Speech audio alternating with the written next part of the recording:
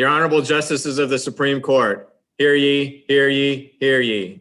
All persons having business before this court are admonished to draw nigh and give their attention to the court. Good morning. Welcome to council and also those who may be watching us on our Supreme Court live channel. We look forward to council's arguments this morning. I will ask Mr. Doug Shima, the clerk of the appellate courts, to please call the 9 o'clock docket.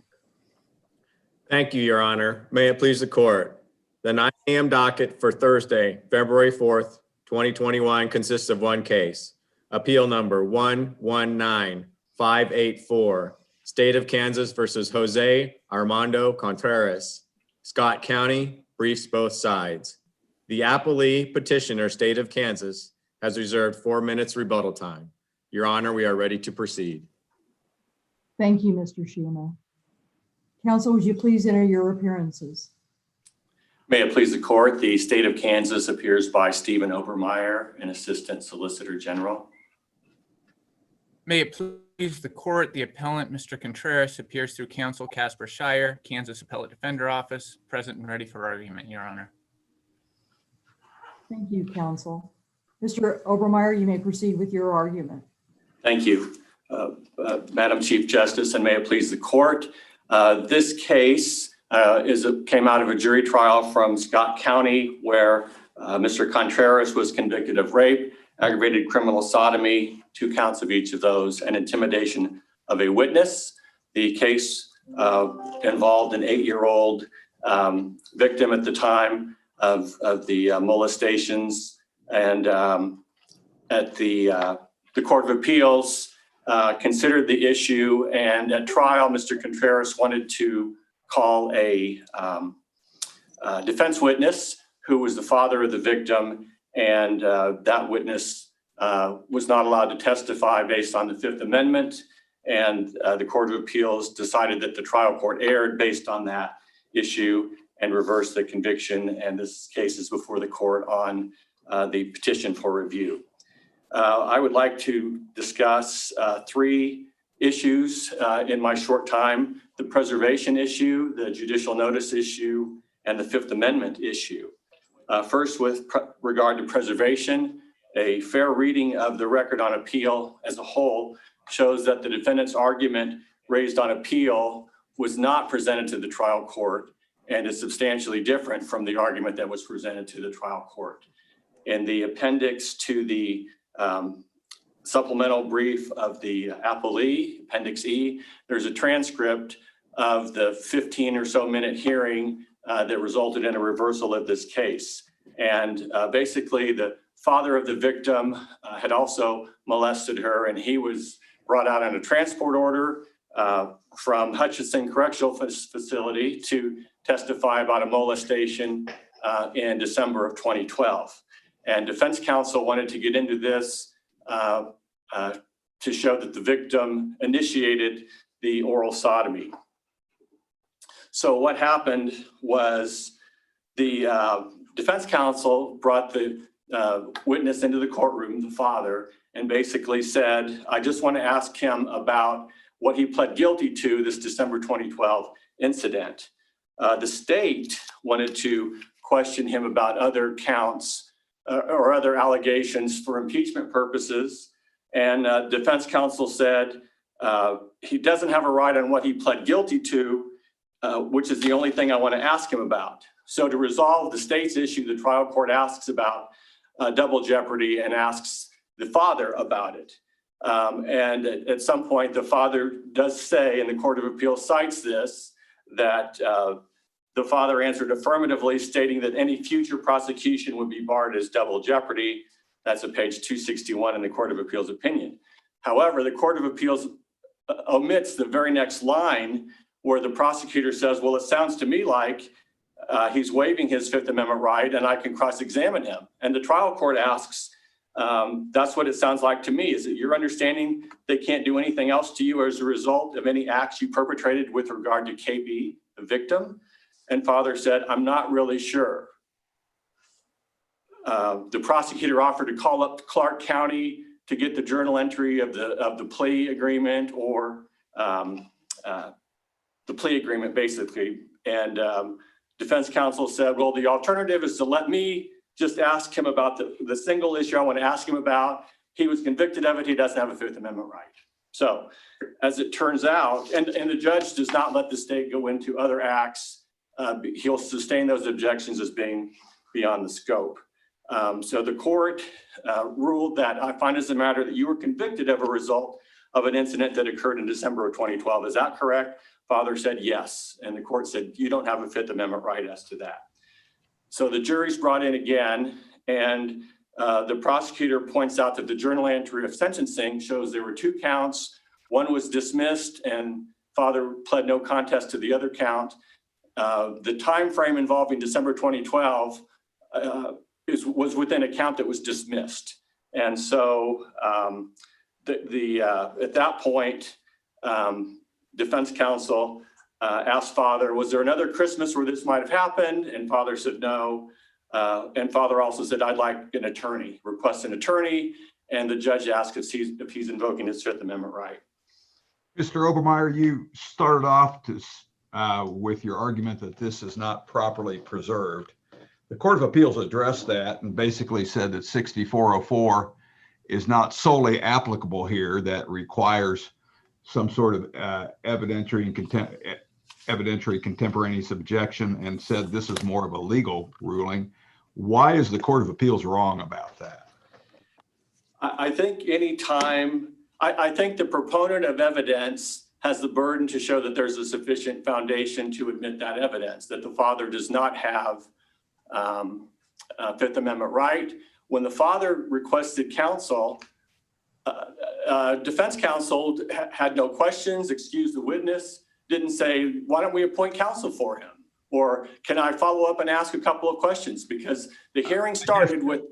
Focus on the preservation. Why isn't the issue preserved? It just seems to me that squarely what you're talking about and what the Court of Appeals dealt with as far as this issue about Fifth Amendment self-incrimination was squarely before the district court.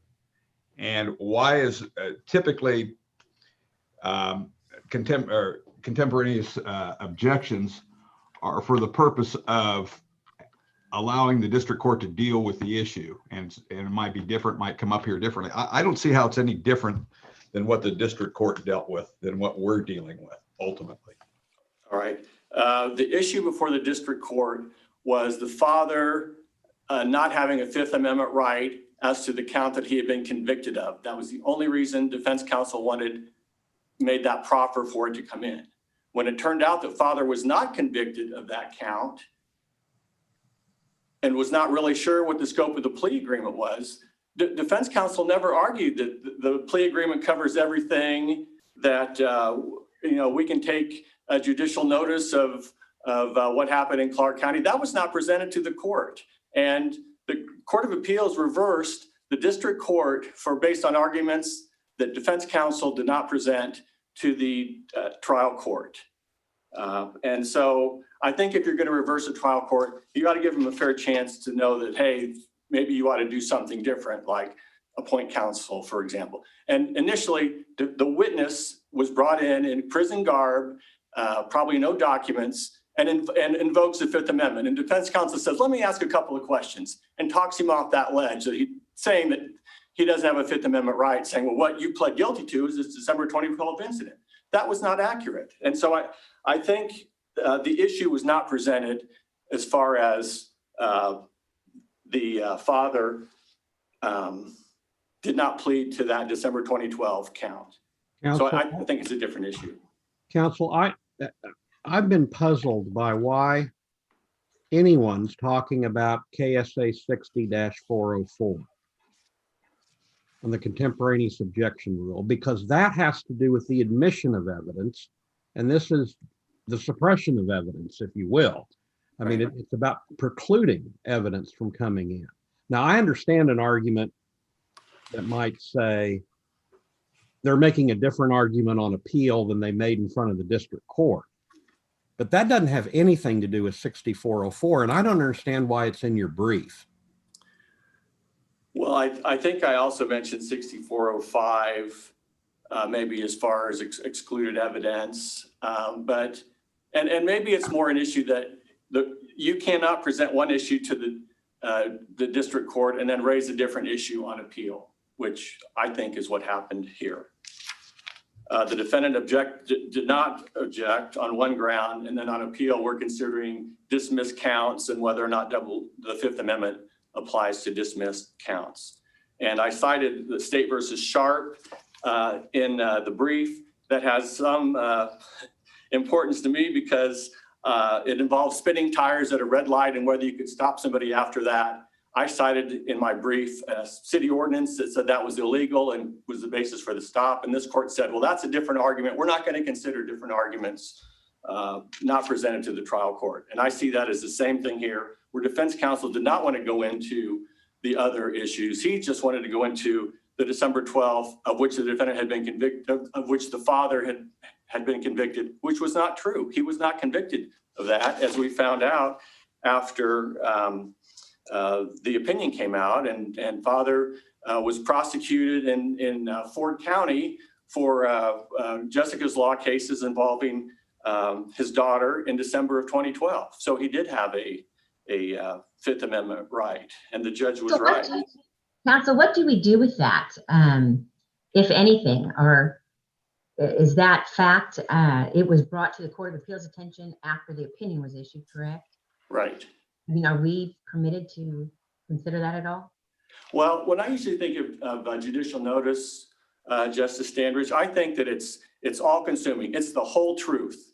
And the journal entry of sentencing in Clark County was not the whole truth. He had a Fifth Amendment right in another county. And if the Court of Appeals is going to consider judicial notice for the first time on appeal, they ought to consider the whole issue. And I just didn't think, I just thought that was the issue. I didn't have an argument on the merits, and that's why my arguments were procedural, because I thought, well, count two was the December 2012 incident when it wasn't.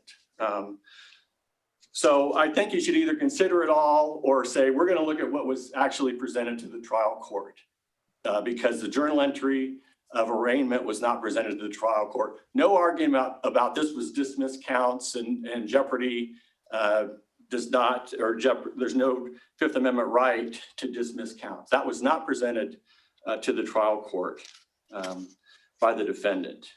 Counsel, do you mean the doctrine of completeness?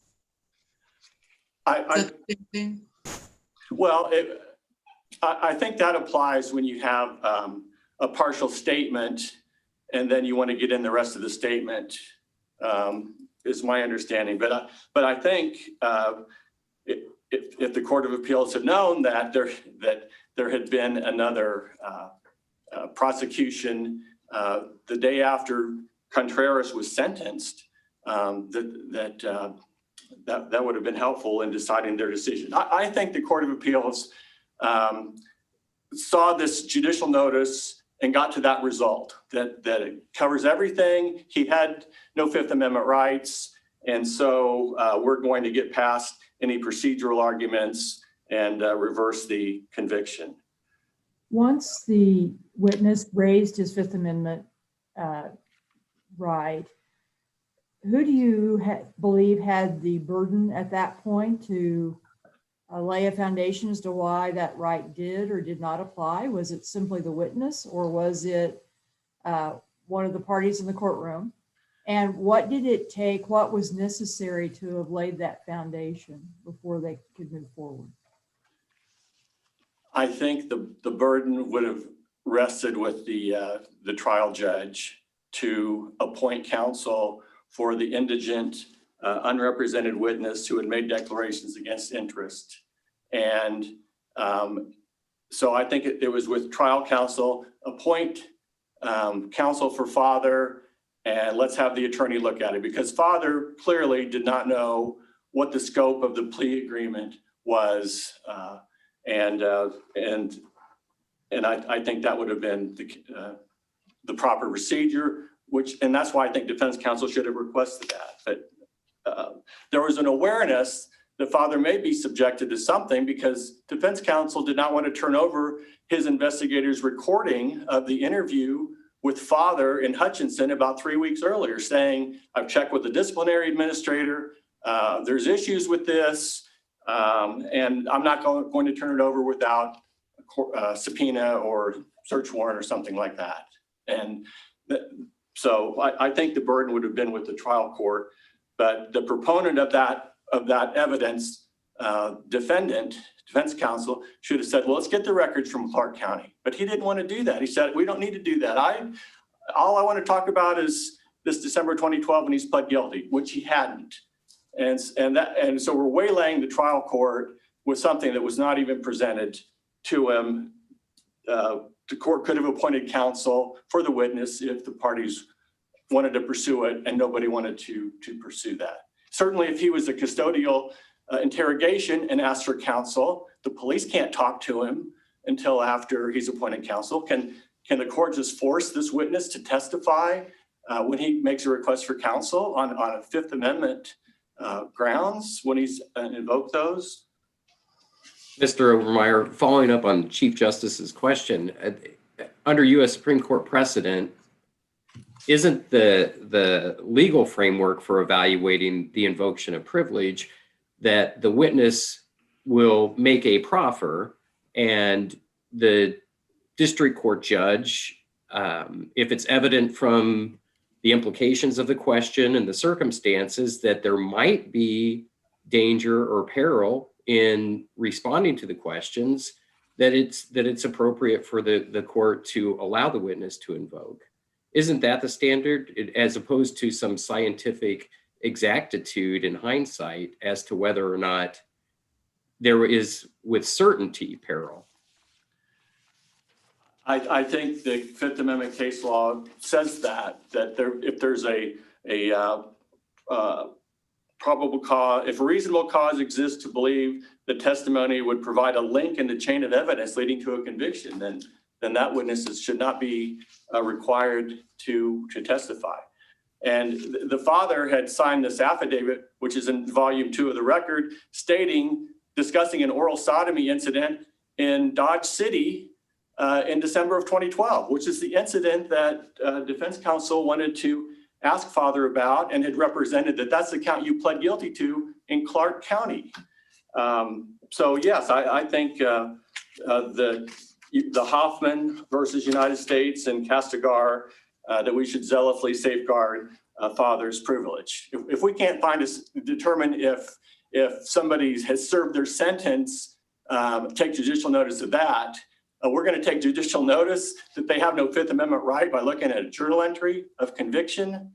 I think more needs to be done than just taking the unrepresented witness's uncertainty as far as whether he has a right against self-incrimination or not. I see that my time is up, and I'll be back for rebuttal. Counsel? Thank you, Chief Justice, and may it please the court.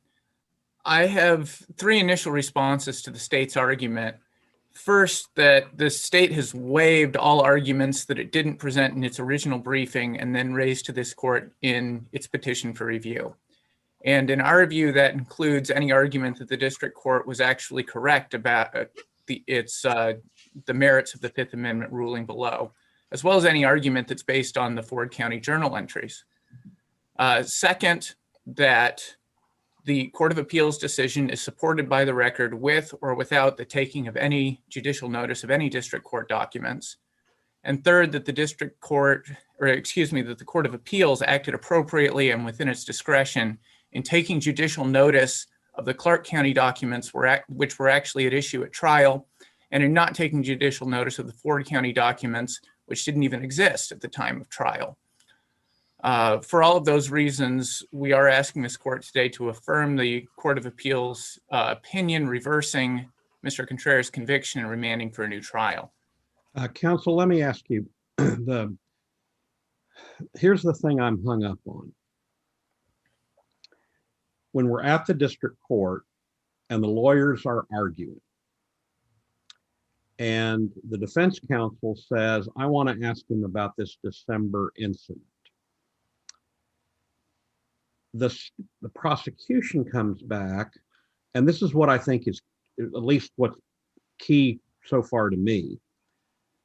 The prosecution comes back and says, we have a right to impeach this witness when he gets up there. And the way we're going to do that is to talk about other incidents. Now, I think you have to take that sentence a little further than what was actually said, and it has to be other incidents of this guy having sex with this victim, this child victim. Once the district court hears that impeachment is going to, that I know you guys, the defense only wants to talk about the December incident, but you can come back on impeachment and you've got the entire life of that child you can talk about. And they say they want to talk about other incidents. Why isn't that enough for the district court to stop everything and say, I'm going to let this guy invoke his Fifth Amendment privilege, because the scope of that cross-examination can clearly implicate him in another crime. You see what I'm saying? I understand the question, Your Honor. I think the important point to me is that the district court actually got into the scope of the plea agreement with father and asked father,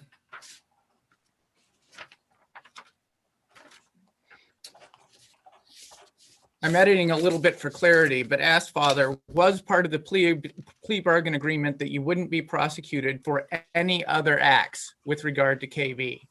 And father said, yes. Very clearly, the scope of that plea agreement, the scope of the plea agreement that father described to the district court clearly precluded prosecution on any other acts related to KB, which prevented further prosecution and therefore removed any Fifth Amendment protection. So by that, are you arguing that the district court had to accept without question what this indigent, unrepresented person was saying about a legal document? That doesn't make any sense to me. I mean, you can't try to limit the legal issue based upon what a layperson says they think happened to them in another criminal proceeding, can you? I think here you have to, Your Honor, because there was nothing in the record that contradicted that recitation of the plea agreement. In fact, the district court initially ruled in Mr. Contreras' favor and said that father was in fact protected by his plea agreement and had to take the stand. It was only when the district, when the state, after father retook the stand and testimony was about to restart, the state called another sidebar and presented a journal entry of judgment, a journal entry of sentencing from Clark County, which indicated that the count that father actually pled to was different from the count that defense counsel wanted to ask about. And the district court reversed itself on that ground, that the count, basically that father pled to the wrong count. But that missed the point. The point is that the plea agreement protected him from further prosecution. And that's... Mr. Schreier, how can that be when it was a Clark County journal entry and the act that they were asking him about occurred in Ford County? Well, two responses to that, Your Honor. First, isn't that all the judge needed to know? First of all, Your Honor, father was asked point blank by defense counsel, the act that you know I want to ask you about, that's the act that you're in prison for right now. And father said yes. I think that happened twice. So the evidence presented at trial was that the fact that the act Mr. Contreras wanted to ask about was in fact part of the plea agreement that ended up putting father in prison. Second, the Clark County Journal entries support that. The Clark County Journal entries show that father did in fact enter a plea agreement, and that a Clark County count charged with the same date range was dismissed as part of his Clark County plea agreement. The fact that he later pled to an offense against the same victim with a similar date range in Ford County does not necessarily show that he wasn't protected by that plea agreement. If you look at the terms of that Ford County plea agreement, it was a fairly favorable plea agreement. It went from an off-grid to a level 5.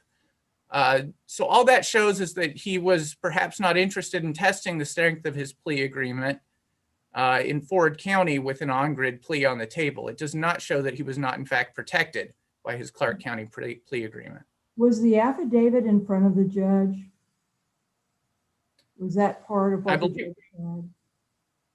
I believe it was, Your Honor. And to the extent. And didn't that reflect for Dodge City as the location? It did, but that affidavit was an investigator's notes of a prior interview with father, and father was saying something inconsistent from the stand. And isn't that all a judge that is duty bound to protect the Fifth Amendment right? Isn't that enough for the judge to be able to say what this judge did, that it doesn't appear that this conviction covers what he's going to testify to today? Because he knew it was a Clark County conviction and a Ford County mentioned in the affidavit. The problem with that, Your Honor, is that the district court initially ruled in Mr. Contreras' favor. In fact, the district court said that it was addressing the scope of the plea agreement. I'm looking at volume 9, page 624, again, edited for clarity. The question the district court is asking is, can his testimony subject him to criminal liability pursuant to his plea agreement? He answered that question in the negative by saying that father had to testify that he did not have a Fifth Amendment right. And it was only once the state presented a journal entry showing that father actually pled to a different count than the date range Mr. Contreras wanted to ask about that it reversed itself. So I see this as a finding that the plea agreement did in fact protect father and that he had no Fifth Amendment right, but the district court is then turning around and reversing itself for the wrong reason, because it does not matter which count father actually pled to if his plea agreement protects him. And that is exactly what he said from the stand. And that is the heart of the court appeals and opinion, as I see it, that the plea agreement meant exactly what father said it meant from the stand. And there was nothing in the record that contradicted that recitation of the plea agreement. But none of that protects this witness from the unlimited scope of cross-examination about other incidents, does it?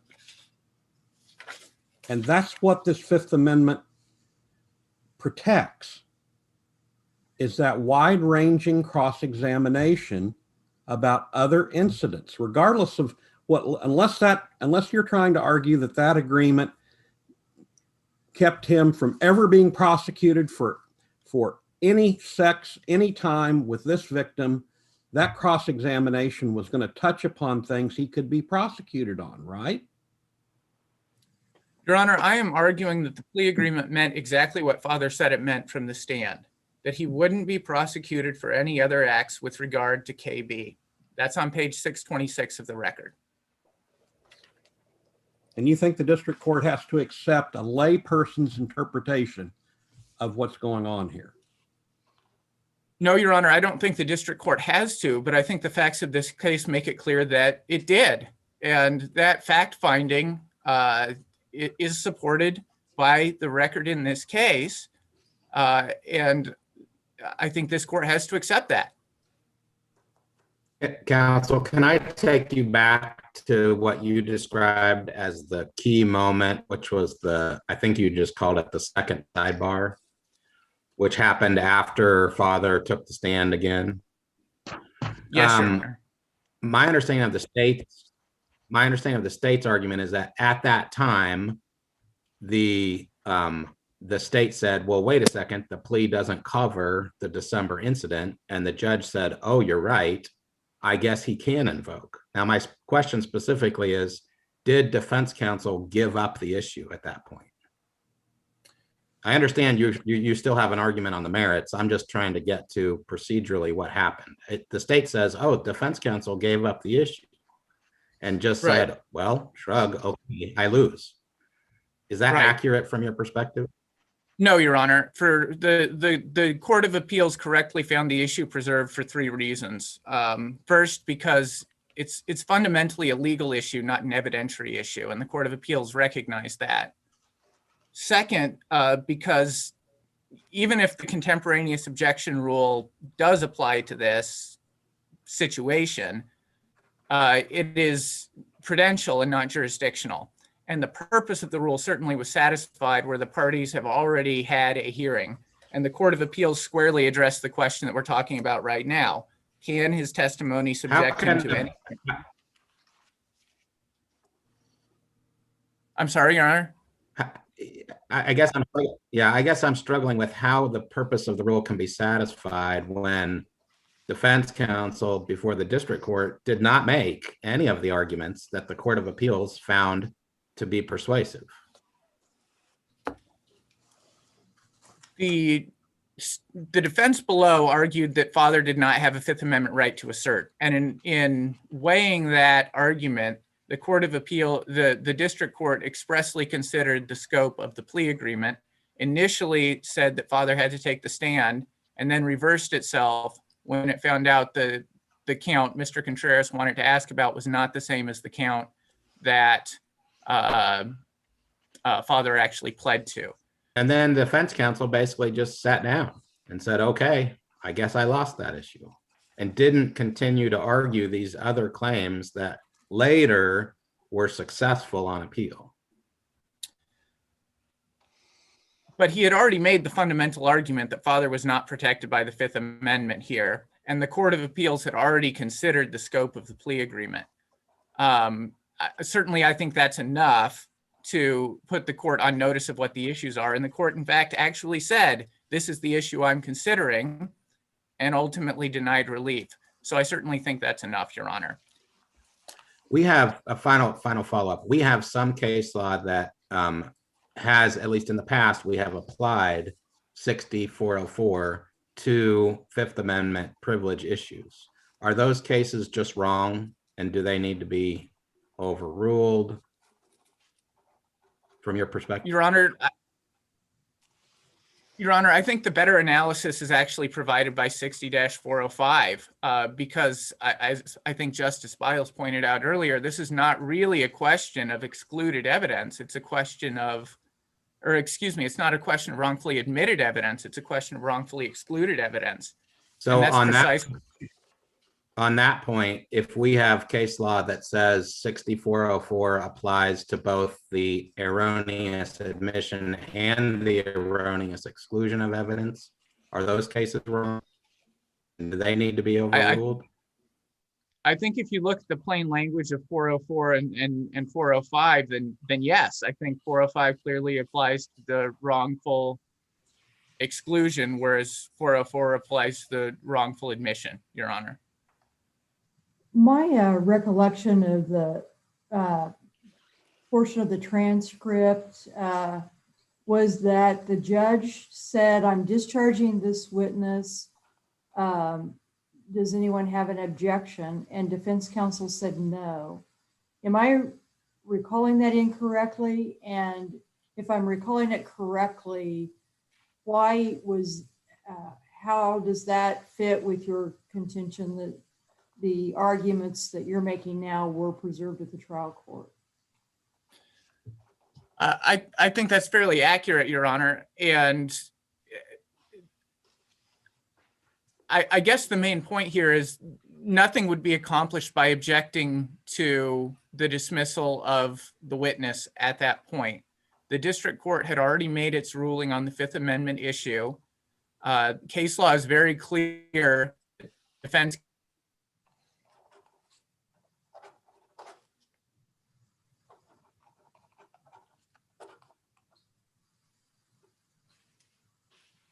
I thought perhaps audio would Counsel come can't back. Mr. Schreier, you're put a breaking. witness on the you're- stand. You're broke So up on us. as the Court of Appeals can.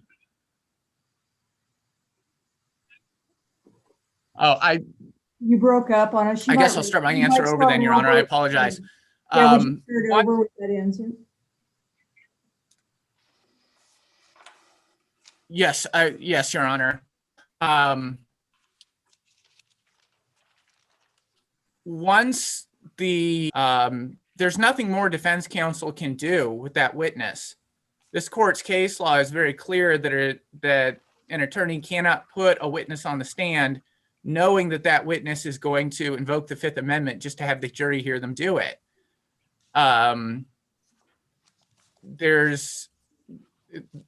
Once the Fifth Amendment ruling is made, there's nothing more defense can do with that witness. So I don't see what objecting to their dismissal will accomplish at that point, Your Honor. Mr. Shire, something that's troubled me about this case is that it seems as if the terms, the scope of the plea agreement really became solidified with the judicial notice that the Court of Appeals took, and that was at your request, of the various court documents. And then they determined, based upon the discovery through the judicial notice, what they believed to be the scope of the plea agreement. Is that right? And is it proper for an appellate court then to make that finding and apply it? Or it just seems to me we're not fact finders. We don't reweigh evidence. We don't do that. Once that finding is made, or a belief of that finding, isn't it appropriate for a remand to the people who heard the issue in the first place and let them argue like you and Mr. Obermeyer are arguing today? There was really no benefit of advocacy in making the determination about the scope of the plea agreement, other than the judicial notice that the Court of Appeals took. I find that aspect, I'm following everything that you're saying except for that kind of procedural undertaking by the Court of Appeals. Well, Your Honor, as I see this case, the Court of Appeals conclusion was based on the fact, more than anything else, that the plea agreement meant exactly what Father said it meant. That's in the record. That is what Father said the plea agreement meant. Is that supplemented by the Clark County documents? Is that reinforced by the Clark County documents? Absolutely. But fundamentally, it is Father in the courtroom saying, my plea agreement means I can't be prosecuted for any other acts against KB. It seems like the Court of Appeals went farther than what you said. It really did analyze, look at the scope of the plea agreement, applied it to certain dates or the terms of it, and then determine the scope. But okay.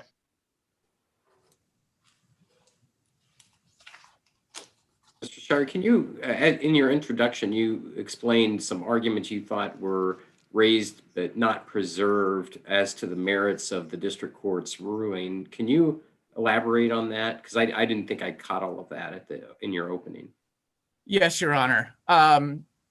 If you go back and you look at the issues that the state originally briefed, the state originally briefed a number of preservation issues, and it briefed a number of arguments that any error in this case was harmless. Its brief did not actually address the merits of the Fifth Amendment issue that we're talking about right now.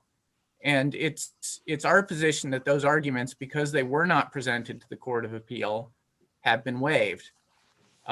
Furthermore, many of the arguments that they're making are supplemented by the Ford County documents, and no effort was made to get those documents judicially noticed until after an opinion had already come down in this case. So it's our position that essentially the state has waived the merits arguments at this point, as well as any arguments that rely on the Ford County documents, Your Honor.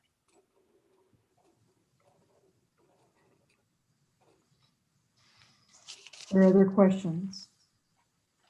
Mr. Schreier, would you like to sum up? Thank you, Your Honor. I'll conclude by asking this court to affirm the Court of Appeals opinion, reversing Mr. Contreras' convictions and remanding for a new trial. Thank you. Mr. Obermeyer? Thank you. I'd like to pick up with where my colleague left off as far as no effort to conduct appellate discovery. And I'm supposed to check all 105 counties in Kansas and see if father's ever been charged of a December 2012 aggravated criminal sodomy. And I've been doing appeals, just appeals, for 25 years. I was a trial attorney before that. And I love doing appeals because you have a record on appeal and you don't have to go out and interview witnesses and have detectives try and run down witnesses. I went with what was in the record on appeal in this case, which included the judicial notice, which created the misleading impression that father had no Fifth Amendment privilege. Actually, it didn't create that. The plea agreement in Clark County is not judicially noticed, nor is the affidavit in Clark County, which sets out where father, why we have this big time span in count 2 that my colleague is arguing was the the December 2012 incident that we're counting in Dodge City. Bless you. So with regard to that, I don't think when the court considers evidence and takes judicial notice, you're sitting like a trial court. So I did not know I had, it was my duty to go out and investigate this. And I took the judicial notice for its word that was it. I didn't catch that Dodge City was not in Clark County, and that when the father was admitting to a molestation in Dodge City in Christmas of 2012, which is the incident defense counsel wanted to talk to him about, that was not included in the Clark County. Clark County prosecutor cannot bind the Ford County prosecutor as far as what charges they file. And to say that father just agreed to serve 84 months consecutive to Clark County because he didn't want to risk it, he still had a Fifth Amendment right. He still, there was a link in the chain that making him testify, he would have been forced to look at.